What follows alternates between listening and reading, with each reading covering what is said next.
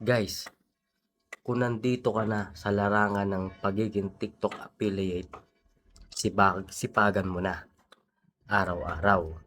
Oo, para ka lang nasa school niyan, guys. Siyempre, kung a-absent ka o madalang kang mag-upload ng mga video kay TikTok, hindi ka mapapansin kaganyan, guys. Ganyan kay TikTok, lalo na sa pagiging affiliate mo dyan.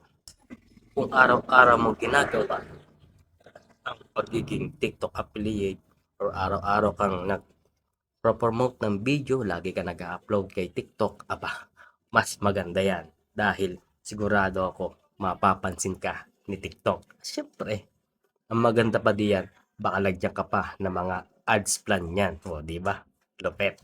Siyempre guys, huwag ka kagad mag-a-assume na malaki kagad ang kikitain mo dito sa TikTok affiliate. Siyempre, mahihirapan ka muna. I-enjoy mo lang ang process, guys. Basta ang mahalaga, guys, huwag na huwag kang a-absent kay TikTok. Kahit na burn out ka na o nahihirapan ka na o kahit wala ka nang maisip na maiko-content dyan sa mga product na inaaraw-araw mo dahil nagsasawa ka na, ituloy-tuloy mo lang. Maging consistent ka sa mga ginagawa mo. At syempre guys, mahirap din na motivation lang ang ginagawa mo araw-araw. Mahirap yan. Paano kung nagsawa ka na sa motivate na yan? Diba? Dapat ang maganda, nagbibuild ka sa isipan mo kung ano ang gusto mo in the future.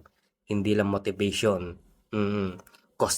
Consistent ang maganda. Na kahit nagsasawa ka na, nagiging automatic na sa'yo. Diba? Mas maganda yun.